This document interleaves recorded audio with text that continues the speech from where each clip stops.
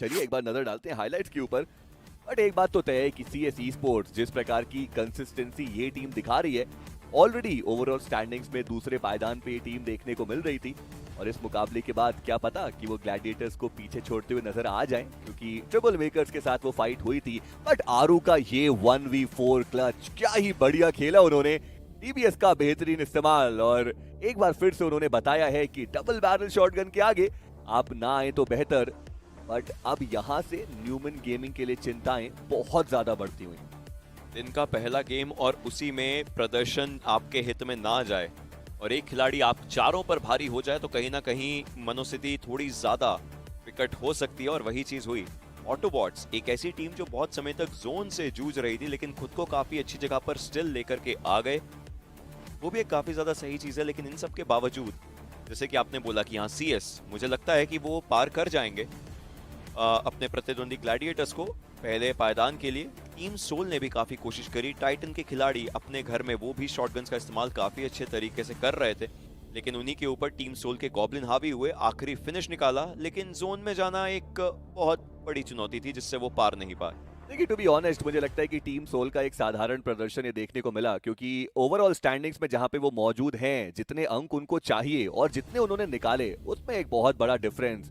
अब यहां से मात्र 5 मुकाबले बचते हैं और उनको अभी भी टॉप 16 में आने की जरूरत रहने वाली है। पर टीम इनसेन, जी हाँ, उन्होंने एक बहुत बढ़िया कमबैक किया। वो हमें 9वें से 16वें पायदान के बीच में देखने को मिल रहे थे। ये मुकाबला उनको बहुत ऊपर लेके जाएगा। टीम मेडल जो कि 8वें पायदान पे थे, अब इस मुकाबले से वो ऊपर की चढ़ाई करने वाले हैं। But at the same time अगर हम बात करें टीम इनसेन की, इनके लिए खतरे के बादल मंडरा रहे थे, बट इन्होंने भी अपने आप का ये गेम प्ले बढ़िया दिखाया है। And I am pretty sure कि इस मुकाबले के बाद से वो और बेहतर खेलेंगे, तो फिनिशेस उनको और आगे लेके जाएंगे। नजरें डाले एक बार हाइलाइट्स के ऊपर। खैर मीरामार में तो शुरुआत से फाइट हो रही थी और वो देख के मजा बहुत आया। टाइटन वर्सेस गॉड्स रेन की ये फाइट, जहाँ पे 2 खिलाड़ी गॉड्स रेन ने गवाए जरूर, लेकिन उसके बाद 4 फिनिशेस भी गए उनके खाते में। 4 फिनिशेस की अगर बात करें तो सबसे अच्छा इस बार फिर से रेवेनेंट की तरफ से वो 1 अगेंस्ट 4 का जो पूरा जिम्मा है वो MJ ने उठा करके अपने पास रखा। आखिरी खिलाड़ी भी बचे, काफी आगे जाने की उनकी भी कोशिश थी। तो पिछली बार के ये वो फाइट है, तो पिछली बार के आरू का जो जवाब था उनके 1v4 का, वो इस गेम में MJ ने अपने 1v4 के द्वारा दिया जरूर, तो काफी बेहतरीन था। लेकिन बहुत सारी टीमें इस बार फिर से मिरामार में कहीं ना कहीं जोन के अंदर फंसती नजर आई, और उन चीजों के चलते काफी ज्यादा दिक्कतें हुई। लेकिन बहुत ज्यादा एग्रेसिव स्टांस लेकर के टीमों ने खेला इस गेम में।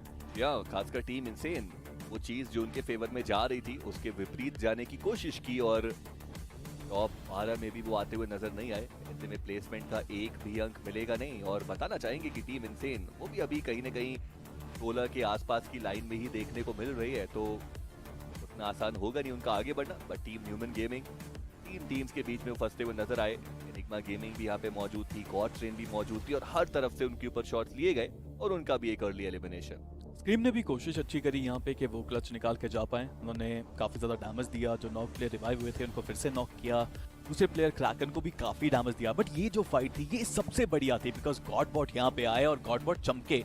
उन्होंने बहुत फ्लैग्स निकाले, 4 यही हो गए थे, उसके आगे जाते जाते भी उन्होंने फ्लैग्स निकाले, उनकी टीम ने भी उनका साथ दिया। बट ये वो मोमेंट था जब मैंने आपको बोला कि यश को डाउन नहीं होना चाहिए था। यहाँ पे मतलब आप आक्रमण करने के लिए आ रहे हो जबकि पास आपके जोन का एडवांटेज है। If I am not wrong, गॉडबॉट के वहां पे 4 फिनिशेस चारों उनके पास ही गए। हैव टू चेक वंस, क्योंकि काफी ज्यादा बेहतरीन तरीके से उन्होंने वहां पर खेला था।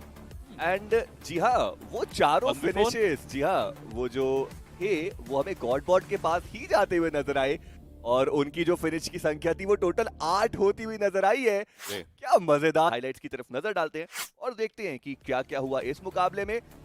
बट टीम मायावी टॉप 16 में अभी तक मौजूद थे, बट इस मुकाबले के बाद 16 से बाहर।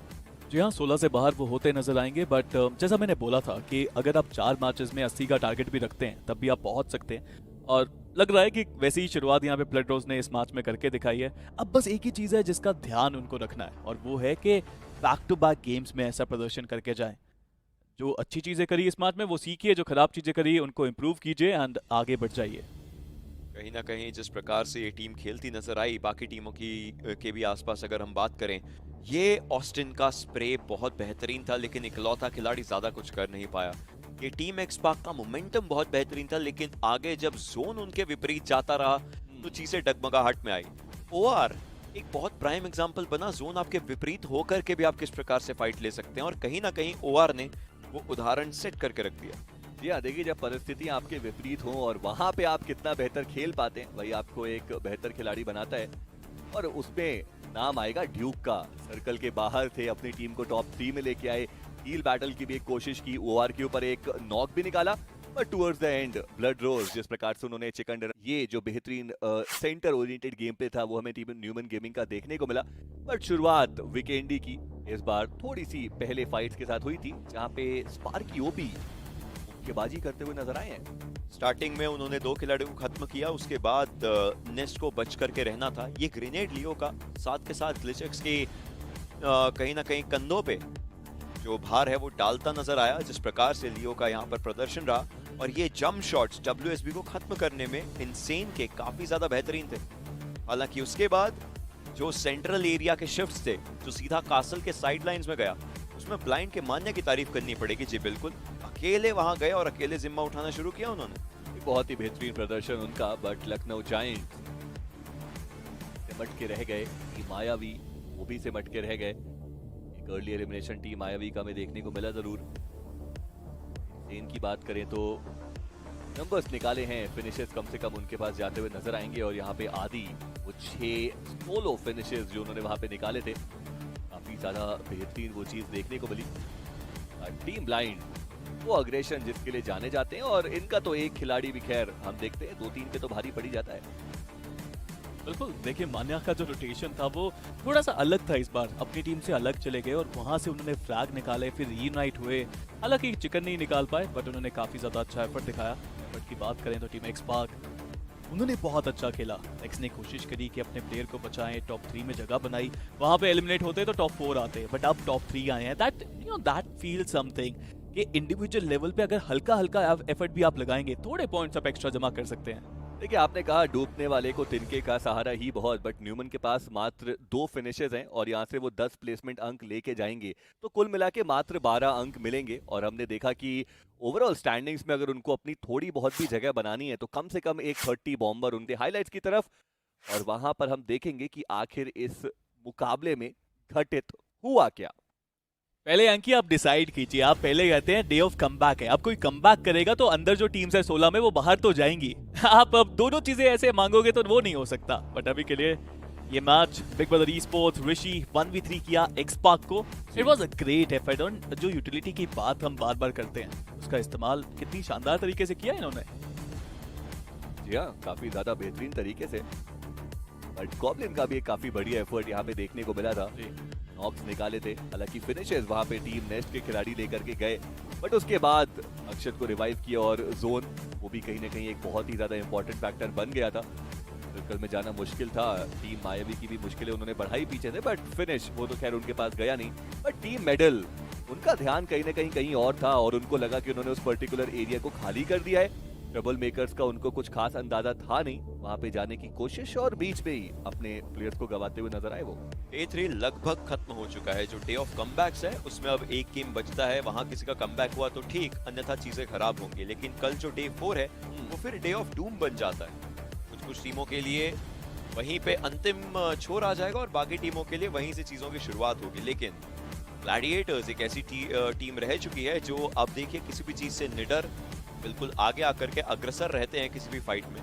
बिग ब्रदर्स का काफी अच्छा प्रदर्शन, लेकिन मैं प्रभावित हूँ प्रज्वल से, लखनऊ जायंट्स के डिसिप्लिन दिखाया, ट्रिगर डिसिप्लिन जब जरूरत थी, और अपनी टीम को थोड़े बहुत बहुमूल्य अंक जो दिलवा सकते थे वो दिलवाए। लेकिन कमबैक तो MICI ने किया है अलग तरीके से। असली कमबैक वहीं पे आया है जहां पे एक बड़ा मुकाबला उन्होंने निकाला है। आप फिनिशेस की बात करें वो भी उनके पास काफी बेहतर, आप प्लेसमेंट के अंक की बात करें तो खैर वो 15 लेकर के गई हैं। और ऐसे ही मुकाबले चाहिए, अगर कोई हाथ बढ़ा के साथ दे और उसके बावजूद आप आगे ना बढ़ पाए, वहां दिक्कतें होती हैं। और मैं बात कर रहा हूँ OR और एनिग्मा गेमिंग की। उनके लिए सर्कल ने उनका साथ दिया, उनके लिए उनकी रोटेशंस ने उनका साथ दिया, और उसके बावजूद वो गेम नहीं निकाल पाए। तो हाँ, चीजें काफी ज्यादा खराब लगी।